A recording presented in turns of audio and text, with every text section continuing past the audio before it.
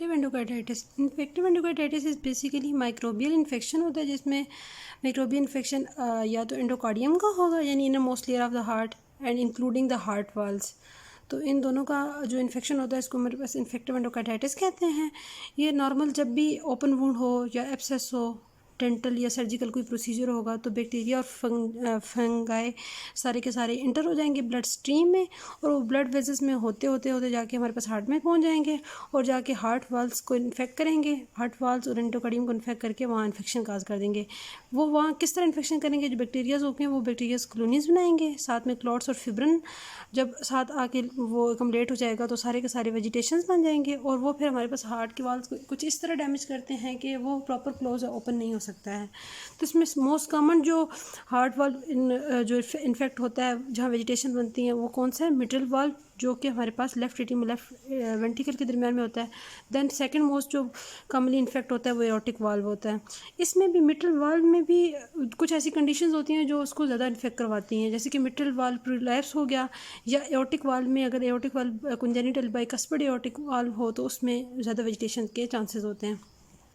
अब इनको कौन ऑर्गेनिज्म काज करते हैं, मोस्ट कॉमन जो ऑर्गेनिजम्स हैं वो विरिडेंट स्ट्रेप्टोकोकस होते हैं, वो मोस्ट कॉमन काज है। क्योंकि इनकी विरुलेंस कम है तो ये सब एक्यूट एंडोकार्डाइटिस काज कर रहे होते हैं, जो कि जिसका ऑनसेट ग्रेजुअल है। ठीक है, इसमें भी ये ओल्ड पीपल को इन्फेक्ट कर रहे होते हैं। ये मोस्टली प्रेजेंट कहाँ होते हैं, माउथ में प्रेजेंट होते हैं। तो जिनमें history of heart valve disease हो या कोई डेंटल प्रोसीजर हो तो वहाँ विरिडेंट स्ट्रेप्टोकोकस इन्फेक्ट कर रहे होते हैं। फिर जो मोस्ट विरुलेंट जो ऑर्गेनिज्म होते हैं स्टेफ्लोकोकस ऑरियस, ये भी इन्फेक्शन काज कर होते हैं। ये जो इन्फेक्शन काज करते हैं उसको क्या कहते हैं, एक्यूट एंडोकार्डाइटिस। एक्यूट एंडोकार्डाइटिस ये नॉर्मली जो इनका ये ऑर्गेनिजम्स होते हैं ये स्किन में प्रेजेंट होते हैं, स्किन फ्लोरा में प्रेजेंट होते हैं। लेकिन जब हमारे पास कोई इन्फेक्शन हो जाता है, कुछ भी हो जाता है, तो ये स्किन से ट्रैवल करके ब्लड स्ट्रीम में ये हमारे पास लार्ज वेजिटेशन काज करेंगे और जो भी वाल्व्स होंगे हट के उनको कम्प्लीटली डिस्ट्रॉय कर देंगे। ये कॉमनली फिर कहाँ इन्फेक्ट करते हैं, कोई आईवी ड्रग यूज़र्स हों तो उधर इन्फेक्ट कर होते हैं। और ये जिस वाल्व को मोस्टली इन्फेक्ट कर होते हैं क्योंकि आईवी ड्रग यूज़र्स होंगे वो सारे के सारे वेन्स में जा रहे हैं ना, वेन से फिर एटीएम में आता है, एटीएम राइट एटीएम फिर राइट वेंट्रिकल, तो ये ट्राइकस्पिड जो वाल्व होता है उसको मोस्ट कॉमनली इन्फेक्ट कर रहे होते हैं। फिर आ जाता है स्टेफ्लोकोकस एपिडर्माइडस, ये प्रोस्थेटिक हार्ट वाल्व, कोई भी इम्प्लांट होता है उनको ज़्यादा इन्फेक्ट कर रहे होते हैं। इसके अलावा मज़ीद कुछ ऑर्गेनिजम्स हैं जो कि लेस कॉमन है लेकिन वो भी इन्फेक्ट कर रहे हैं, जैसे कैंटोराकोकस जो कि जेनिटोजेनिटी और कैथेटराइजेशन और सर्जरी में ये इन्फेक्ट कर रहे होते हैं। स्ट्रेप्टोकोकस गैलोलाइटिकस जो है कोलोरेक्टल कैंसर में इन्फेक्ट कर रहा होता है। कोक्सेरा ब्रुनेटी जो होता है वो हमारे पास जब भी कोई इन्फेक्टेड एनिमल जैसे कि शीप वगैरह उसके साथ एक्सपोजर होगा तो ये इन्फेक्ट कर रहे होते हैं। उसके अलावा लेस कॉमन ऑर्गेनिज्म कौन से होते हैं, जिनको हम हेसिक ग्रुप कहते हैं। एच से हीमोफिलस, ए से एक्टिनोबैसिलस, सी से कोक्सेला, ई से आइकेनेला, के से केंगेला, ये इफेक्ट करते हैं। तो इनके साइंस एंड सिम्टम्स के लिए मैंने एक निमोनिक बनाया है, उससे इजीली मेमोराइज हो जाते हैं। कौन सा निमोनिक है, फ्रॉम जेन। एफ से फीवर, तो जब भी कोई इन्फेक्शन होता है तो फीवर तो ऑफ कोर्स होता ही होता है। उसके अलावा आर से रोथ स्पॉट, ओ से ओस्लर नोड्स, एम से मरमर, जे से जेनवे लीजन्स, ए से एनीमिया, एन से नेल बेड हेमरेज एंड ई से एम्बोलाई। अब ये किस तरह ये सारी चीज़ें हो रही होती हैं इसको मैं आपको समझाती हूँ। जैसे कि वेजिटेशंस होंगी, अब देखा ना, लेट्स सपोज ये हार्ट वाल्व है, ठीक है, यहाँ मतलब हार्ट वाल्व हो गया ना, लाइक कोई भी इस तरह करके बना देते हैं, ठीक है। यहाँ आके जब वेजिटेशंस हो जाएंगी, जब वेजिटेशन जब भी होती हैं तो ये हार्ट वाल्व डैमेज हो जाएगा, और यहाँ हमारे पास आके जब यहाँ की लेयर्स होंगी तो यहाँ हमारे पास थ्रोम्बस बन जाएगा और बाद में एम्बोलाई बन जाएगा। एम्बोलाई, अब देखें अगर ट्राइकस्पिड वाल्व है ना, यहाँ देखो, अगर यहाँ से राइट हार्ट में अगर कोई भी एम्बोलाई बनता है तो वो कहाँ जा रहा है आगे हमारे पास, ये सारे के साथ राइट हार्ट का जो ब्लड होता है वो हमारे पास कहाँ जा रहा होता है, वो लंग्स में जा रहा होता है, तो यहाँ हमारे पास पल्मोनरी एम्बोलाई हो जाता है, ठीक है। लेकिन अगर हमारे पास left heart like most commonly तो मिटल वाल्व भी इन्वॉल्व हो रहा है ना, अगर मिटल वाल्व इन्फेक्ट हो जाता है तो हमारे पास क्या होता है कि वो सारे का सारा एओर्टा से जाके पूरे सिस्टमिक बॉडी में चला जाता है, तो वो ब्रेन में भी जाएगा, वहाँ जाके क्या काज करेगा, इस्कीमिक स्ट्रोक। समटाइम ये भी होता है कि जो हमारे पास राइट हार्ट का जो एम्बोलाई है वो भी लेफ्ट हार्ट में जाता है। वो किस तरह जाता है, जैसे कि हमारे पास कोई भी एटीएल डिफेक्ट हो, यहाँ सेप्टम का कोई डिफेक्ट हो या वेंट्रल का कोई डिफेक्ट होगा, तो यहाँ से डायरेक्टली वो राइट से लेफ्ट हार्ट में चला जाएगा, वहाँ जाके क्या काज कर देगा, पैराडॉक्सिकल एम्बोलाई जिसको कहते हैं, ठीक है। अब ये जो एम्बोलस सेप्टिक एम्बोलाई होती है, ये कहाँ जाके इफेक्ट कर रहा होता है, ये जाके हमारे पास नेल बेड्स में जा रहा होता है, ठीक है। नेल बेड के हेमरेजेस काज कर रहा होता है, जिनको इस तरह करके ना अंदर इनसाइड नेल बेड हेमरेजेस हो रहे होते हैं, जिसको हम क्या कहते हैं, स्प्लिंटर हेमरेजेस।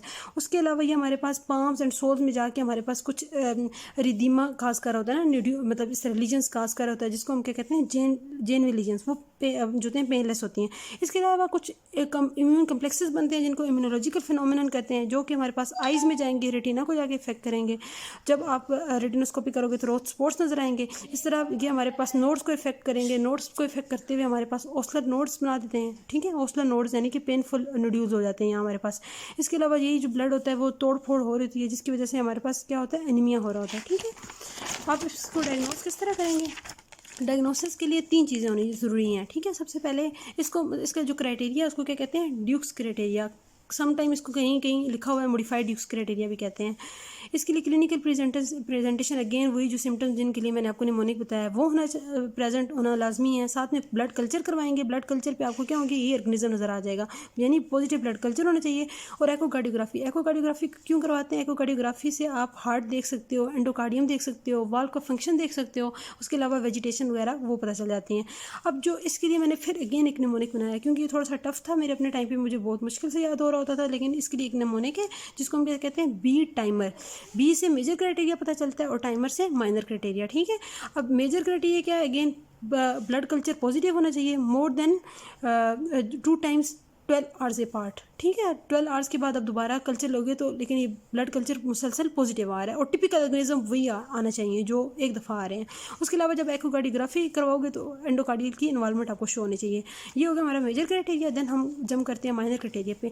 माइनर से टाइमर से टी से हुई अगेन टेम्परेचर, ठीक है, मोर देन 38 डिग्री सेंटीग्रेड होना चाहिए। फीवर हो गया like IC immunological phenomenon. Immunological phenomenon में अगेन आपको पहले बताया मैंने, ओस्लर नोड्स हो जाते हैं और रोथ स्पॉट्स हो जाते हैं। एम से हमारे पास क्या होता है, माइक्रोबायोलॉजिकल एविडेंस। अब इसमें भी ब्लड कल्चर पॉजिटिव होगा, लेकिन वो इतना मतलब वो मेजर क्राइटेरिया को मीट नहीं करना चाहिए, ठीक है।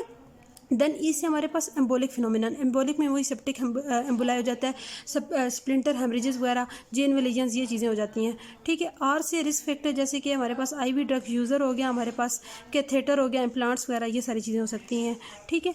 अब डेफिनेटिव डायग्नोसिस और पॉसिबल डायग्नोसिस हम किस तरह डायग्नोस करेंगे? डेफिनेटिव डायग्नोसिस तब होगा या 2 मेजर प्लस 1, 2 मेजर होना चाहिए, या 1 मेजर प्लस 3 माइनर, या फिर 5 माइनर। आप सिंपल यूँ याद कर सकते हैं, या तो सिर्फ ये 2 मेजर होने चाहिए, या सिर्फ 5 माइनर फुलफिल हो रहे हो तो ये हमारे पास फुलफिल करते हैं, या फिर 1 मेजर या 3 माइनर हो जाए, ठीक है। देन पॉसिबल डायग्नोसिस होगा 1 मेजर प्लस 1 माइनर या ओनली 3 माइनर, ठीक हो गया। देन इसकी ट्रीटमेंट क्या है? ट्रीटमेंट में आप पेनिसिलिन, जेंटामाइसिन दे सकते हैं एवरी 8 आवर्स फॉर 2 वीक्स, या फिर हमारे पास आप सेफ्ट्रायोक्सोन भी दे सकते हैं, जो कि हमारे पास 3rd जनरेशन ऑफ स्पेलोस्पोरेंस है, प्लस जेंटामाइसिन वगैरह ये चीज़ें दे सकते हैं। Hope so it clear to you all.